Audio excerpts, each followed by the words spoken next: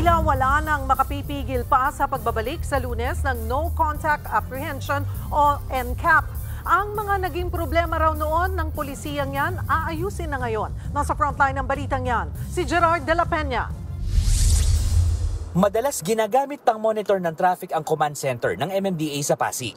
Pero simula sa Lunes, ito na ulit ang magsisilbing mata ng MMDA sa panguhuli ng mga pasaway na driver matapos katigan ng Korte Suprema ang petisyon ng Office of the Solicitor General para alisin ang Temporary Restraining Order sa pagpapatupad ng No Contact Apprehension Policy o NCAP sa 7 pangunahing kalsada sa Metro Manila.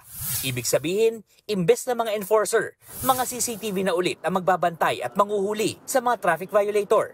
Ayon sa MMDA, kinatigan sila ng korte na ibalik ang NCAP matapos trumiple ang bilang ng traffic violators nang suspindihin ng NCAP noong 2022.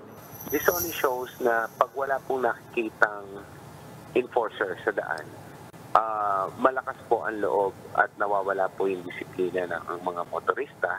Sa dami ng violators, tinatayang 450 million pesos din daw sana ang nasingil na multa ng MMDA sa mga pasaway sa kalsada. Pabor din ng Department of Transportation sa pagbabalik ng NCAP. Pero dapat ayusin muna ang record at sistema gaya sa paglilipat ng pangalan ng rehistro ng mga second-hand na sasakyan.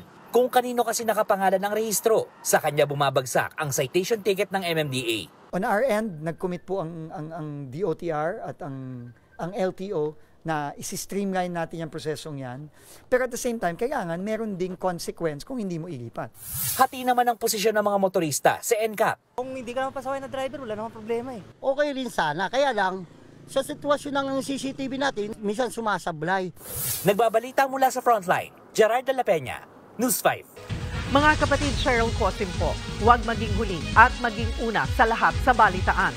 Para sa tuloy-tuloy na talakayan sa Frontline, mag-follow at mag-subscribe sa social media pages ng News 5.